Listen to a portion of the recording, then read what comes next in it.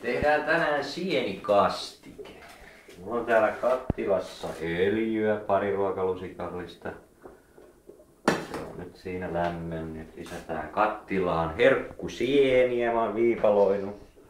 Se on semmonen 2 desiä.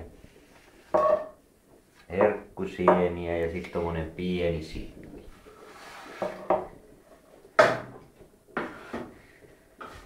Ja freesaillaan vähän aikaa täällä öljyssä sieniä ja sipulia.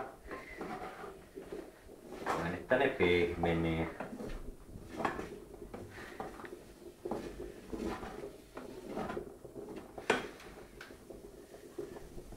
Vähän aikaa odotellaan ja sen jälkeen sinne lisätään lihalientä desin verran.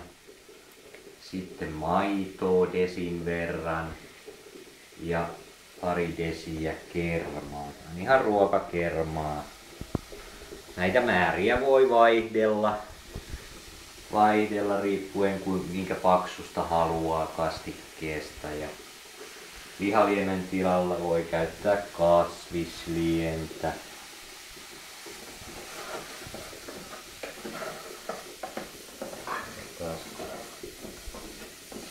Alkaa pikkuhiljaa pehmenee sipulit ja sienet. Ihan vähän öljyä vielä laitan tosta.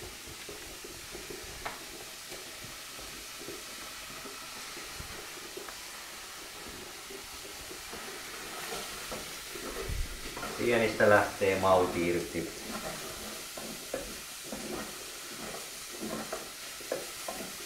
Sitten lisätään lihalientä tosta semmosen desin verran niin kuin jo sanoin. Se oli siinä.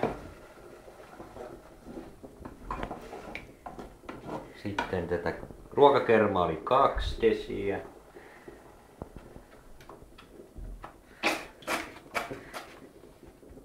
Ja maitoa vielä desin verran.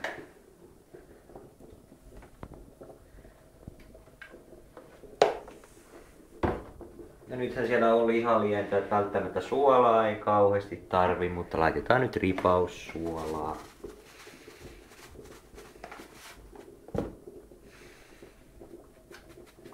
Ja vähän musta pippuria.